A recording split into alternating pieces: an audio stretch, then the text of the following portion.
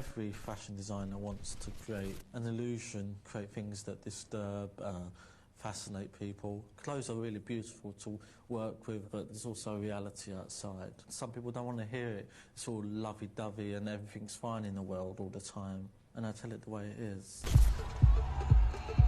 In the 90s, you used to make clothes to go out, and you used to make something just for that night. You know, you go to this nightclub, this person is on, or that DJ, right, what are we going to do? I think Lee took everything. I mean, that's one of Lee's strengths, that he took a lot of Bowery's aesthetic. It's transgressive, it's in your face, and thought, how does this translate onto a runway? Lee also used that language of fetish in terms of rubber and latex and leather and put it into his fashion design. We started going out with each other, but part of me was thinking, but also it's quite useful because I can sew as well. It was literally anyone that could sew, and it didn't matter whether they were any good particularly at sewing or not. Were they willing to come and sit in the studio for like 16 hours a day, and were they going to be good fun to be around? Lee, that was the badly behaved, naughty schoolboy that was always doing pranks on people in the pub, and that's the person that I liked and loved. Put your hands in it! I've always wanted to do that. At the time I first met Lee, I was living in Hoxton Square. And one day, in pops this guy, and I kind of figured he had rented the downstairs. Come in for a cup of tea, come in for a cup of tea. And he asked what I did. I said, oh, I do grooming for men, hair and makeup. And he goes, oh, I'm having a show soon. Would you do the hair and makeup for the guys? And I was like, don't you need to see some of my work first? I'd never done a show before, so. And he's like, no, I can tell. He said to me one day, I've decided to do my own collection. I remember thinking, how on earth does he think he's going to have a business and make a collection? He has got nothing. He's got no money, no wherewithal, no studio, nobody to support him, nothing behind him. And yet, he was determined this is what he was going to do. I survived on unemployment benefit, and I bought all my fabric. I bought all my fabrics with my doll money, and I went round to my parents for baked beans and tins of soup and things like that.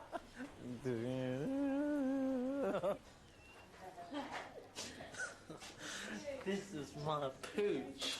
He said to me, I really need to get a logo. We asked my boyfriend at the time if he would design it. It was my idea to put the C inside the Q, but then Dave designed the rest of it. He was fantastic at getting people to do a phenomenal amount of work for him, and we were never, ever paid. In fact, we were paying him to work for him. Oh, how amazing is that? Just to be part of it, be part of his vision. Yeah, he had that, even from the very beginning, that pull. Yeah.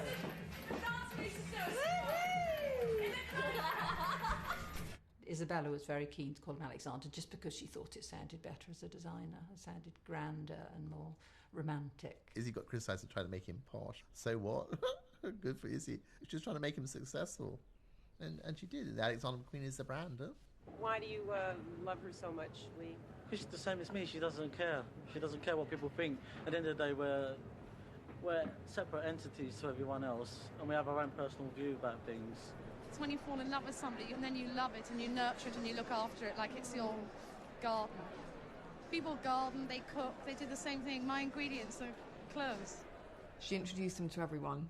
She championed him. So I suppose what initially started as a work relationship for her became a creative friendship. She was someone that was always really excited and wanted to see the next thing and the new thing and wanted to push people. It was never about money, as in I never saw any money going backwards and forwards between either of them.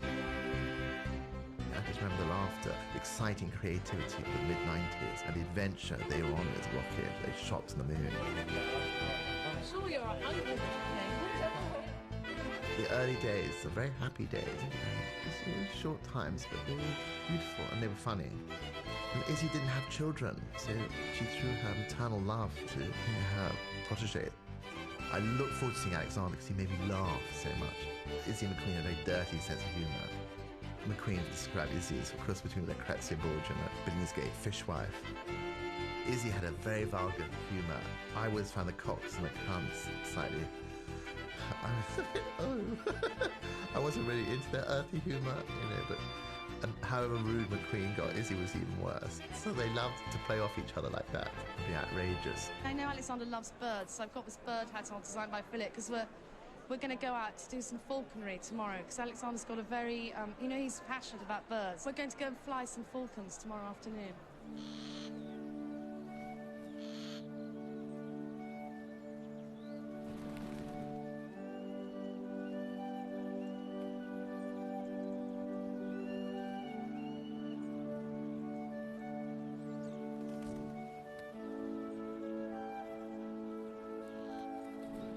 We did go and stay at Hills a few times.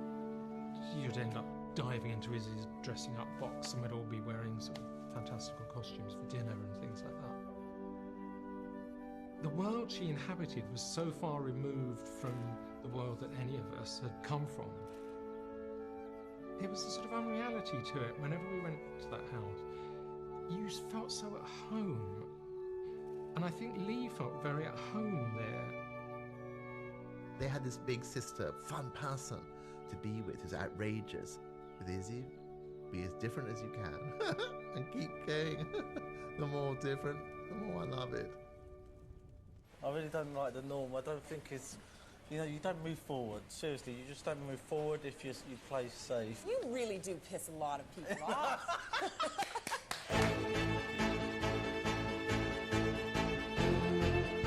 His first shows were unbelievable. I mean, people were winded by them. People walked out. Quite a few acerbic reviews. But everything else before paled into comparison. I don't want to do a show that you walk out feeling like you've just had Sunday lunch. I want you to come out either feeling repulsed or exhilarated, as long as it's an emotion. If you leave without emotion, then I'm not doing my job properly. So that's that. But that's the thing about Alexander, is I think his clothes are very emotional. This coat is like based on a tramp, so it's based on someone who hasn't got any money, standing in the street, nowhere to sleep. You wrap it around yourself, you feel fantastic. Then you have all this passion and love and slashing and sex and romance. The idea of the collection was never to produce. The shows were all about publicity and creating a marketing ploy for Alexander McQueen, the designer. The clothes are impossible to reproduce because they're made out of plastic bags or masking tape. They were show clothes. Lee had started doing bumpsters. These were cut so low that you could see the model's pubic hair. It's nothing to do with pubic hair. It's just a technical thing where, as a tailor, you're breaking up the proportion of the body. By lowering the trousers, elongating the torso. It's nothing to do with bum cleavage, but that's an added bonus if you've got a nice bum. So. He told Dan Miller Game put your pubic hairs in Anna Wintour's face. Is this funny? Naughty behaviour. You could give Alexander £500 and he could produce 30 pieces of clothing. He saw some cling film on the floor and he said, oh, I'm just going to make a dress out of that. I'm going to put the model wrapper up. And he just cut this dress, put a zip in it, and suddenly that went down the runway. Getting a tire and running it over the suit. Just things like that, just genius. £4 worth of lace, invisible sit, £1. Sprayed with car spray paint, probably cost less than £10, those dresses to make. But through that weird alchemy of being cut and made by Lee, suddenly they're being requested. Abaddon wanted to have this dress for Sharon Stone. So it has to be an American now. It needs someone to fly over with the dress on Concorde. That still upsets me to this day. I didn't get to go on Concorde. It was me. That's almost the period where I think the madness really kicked in. The show was brilliant, but I wake up tomorrow morning and think, I've got to get a bottle of milk. Where am I going to get 42p from? So we went to a McDonald's. We got 2 cheeseburgers, 2 fries, 2 Cokes. And I was that tired that I just dropped the tray and we had to pick the food up off the floor. And I thought, this is a weird world that you've just shown the finale of London Fashion Week, but we haven't got £5 to eat. That's how it is. People got to understand that. You do fucking fab shows, but you've got to start living. The closure, BBC One, at the time 12 million viewers, you're 22 years old, you're not in any of the shots being interviewed, and you're dictating the terms on how you're going to appear. Because I was doing the shows on money that I got from an employment benefit, I couldn't afford to show my face on camera because I would be arrested for working as well as signing on. Well, did it piss you off? No. Well, it should have done, that was the idea. I really worked at East End Yob, this juxtaposition between an hooligan and someone that uses a needle, and people couldn't fathom it. And so it was new, it was a breath of fresh air. Savile Row, Cockney Geezer, Ding Dong, all of that, he was aware how seductive that was. I get a bit annoyed when I read that. He was far from a bad boy. In fact, he was a very loving, happy child and very generous. Beautiful things, huh? I just remember this one time when I went round to his house. I think I'd said something was shit or something in front of his mum, and he just turned around, glared at me and said, "Don't you fucking swear in front of my fucking mother." We were never what people call poor. My husband was a London taxi driver, so even though there were 6 children, they all had everything that they should have had. I don't know, it just seems like honest, an honest place around here. You know where you stand, if you know what I mean. If someone's going to mug you, they tell you before they do it. I'm only joking. From my granddad, he got the sense of humour, which was at times wicked. All cricket, son, all cricket. I think that he struggled coming out of that background and going into the world.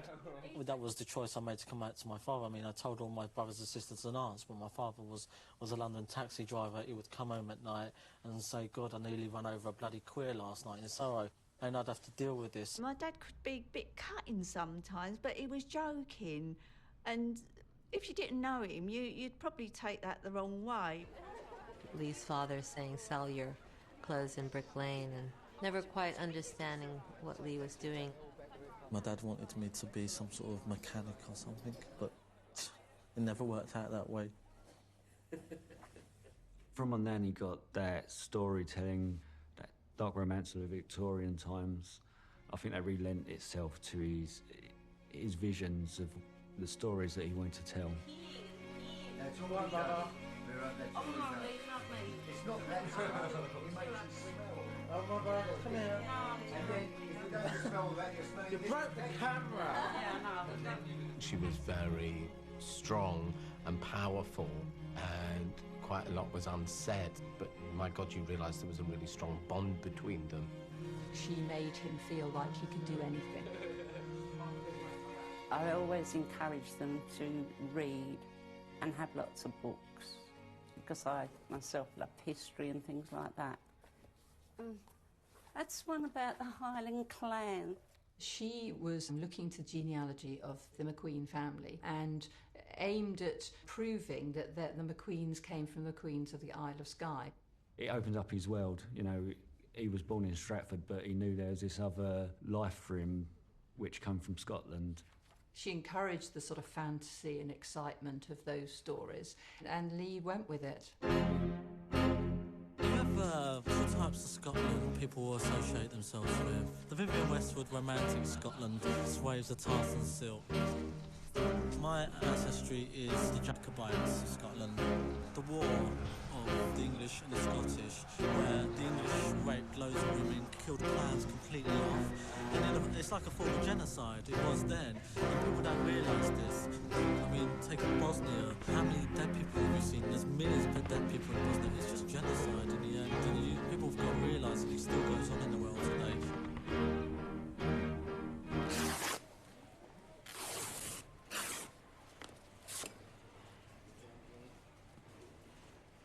Something different about him. He had this artistic energy in him rather than like a fashion designer.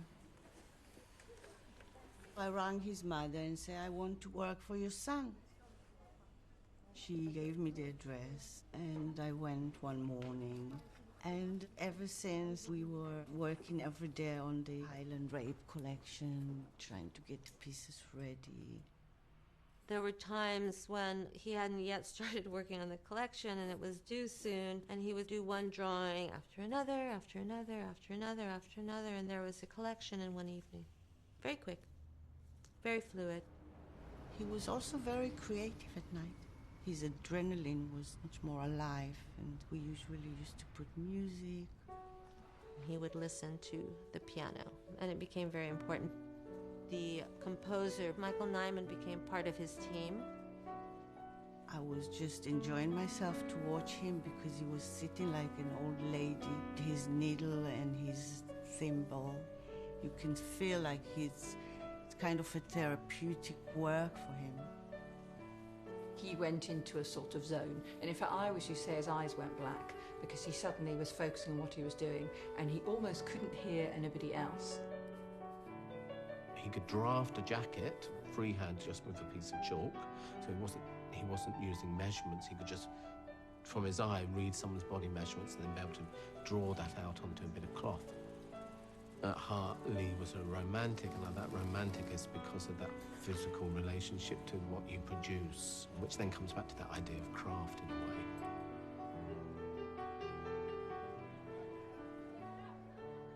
The family would always get invites to the shows. It was very important that my nan was there. He really wanted to make my nan proud. Aunt Renee and Mum made sure that the models had some sandwiches. Mum would have probably done her sausage rolls. We were all really, as a group of young, really cool English models, so excited to see this man that had this reputation. I was just amazed at all these people, photographers, and I thought, my God, they're all here to see Lee. I hope they're not disappointed, because I thought, this is just Lee from Stratford.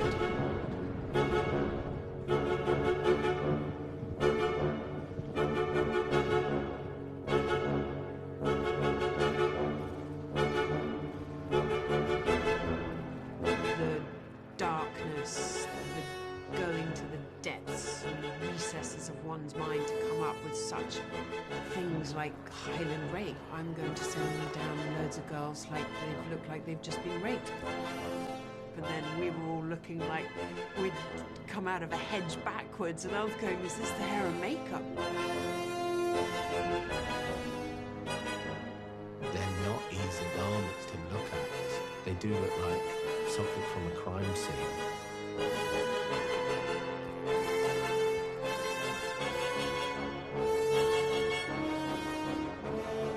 I honestly just thought that he really just didn't like women, he didn't like the models, he didn't like anything, he was just trying to torture us all. But his vision, when you actually came down and the silhouette and the way he made you look was so extraordinary.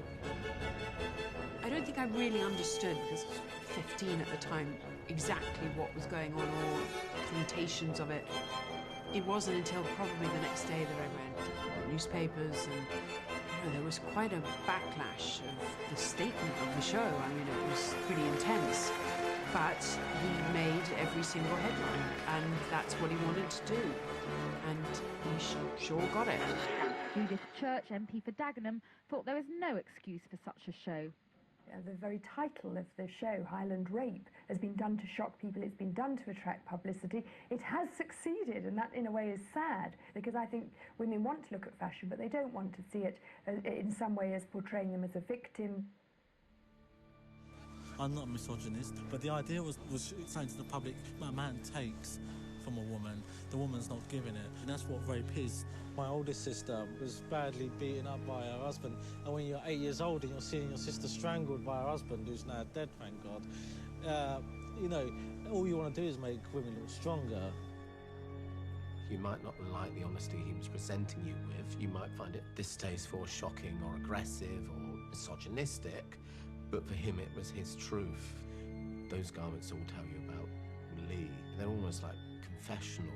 They do relate to things that happened in his childhood. We were just in our flat. It was literally just in the middle of the evening. He said, oh, by the way, I was abused when I was a child by my brother-in-law. It just came out, and he started crying, and we started talking, and And then almost as soon as he'd started telling me all of that, he said, anyway, I don't want to talk about that anymore. The stuff that he saw, I mean, the violence against my mum, the abuse he suffered by my dad, and the abuse my mum suffered by her dad, they had that affinity together, you know, they shared that, Lee and my mum. They were both affected by the same person, and they had that connection through that, you know. And Lee saw my mum very much like a mother figure, and somebody that he wanted to protect, but my mum wanted to protect him as well. I had quite a big burden on my shoulders. But I'd always felt close to Lee, and in the early years, Lee had seen things like domestic violence, and at the time it must have also had an effect on his mind. And that stuff he had to get at, I think it was a way of exercising his demons, a way of protecting women and himself by creating these strong women who looked like they had armour on. There was armour for his heart as well, you know, so... The relationship between me and Lee, I joked that it was 4 seasons long, purely because I think those collections and those shows became markers in terms of how our work life was also tied up with our relationship. And looking back on it now, I can see the reasons why it would be. You know, how could a relationship work with all the things that were going on in his life, all the things in his past? I can't think of any relationship that would be able to deal with that.